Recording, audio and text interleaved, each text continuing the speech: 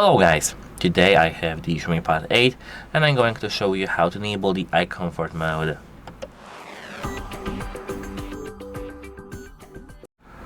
So the first thing you need to do is to open the settings.